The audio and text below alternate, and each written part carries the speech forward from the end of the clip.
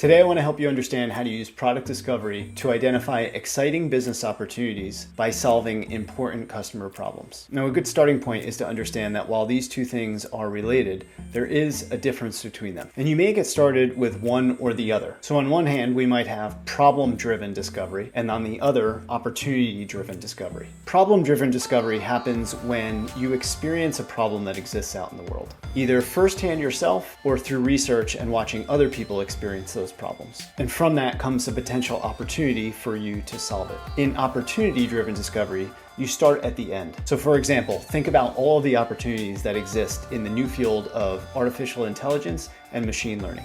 There's enough evidence to suggest that there's a big expanding opportunity within that field. And so the company may start with just the opportunity itself and then backtrack to find exciting problems that they want to solve within that space. In this video, we're going to cover problem-driven discovery by starting with problems and eventually landing in exciting, profitable business opportunities. So in the largest category is the ocean of problems that your company may attempt to solve. And so of course, a single company should try not to solve every problem in their industry, although some seem to try desperately. It's important to pick one or a few. So here's how we work down from many to a few until you're at the opportunity that you want to go after next. So one of the most popular lenses is to focus on a specific customer and their problems that you're trying to solve for. And then our job is to narrow within that category as well. We start with all of the potential problems that our customers are experiencing. And of those problems, many have already been solved by alternative or competing solutions. What remains are the pool of customer problems that are left to be solved. Now, within our category of customer problems,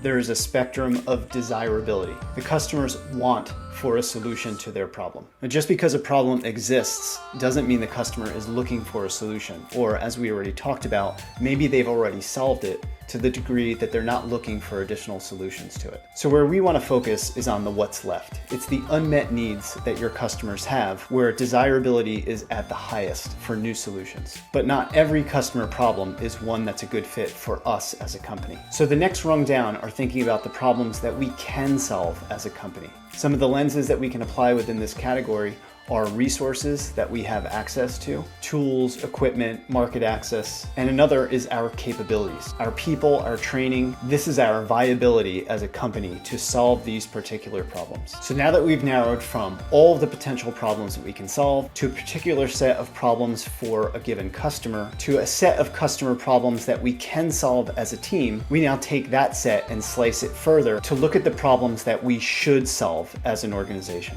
This measures our feasibility to solve these customer problems. The two lenses that I like to look at are, will it create the impact that we're looking to make as an organization? And will it deliver the right amount of customer value? What remains is your business opportunity, the customer problems that you can and should solve that drive the right impact and customer value to your market. And the way that we get from all the problems that exist in the universe to opportunities that we're excited to work on is discovery.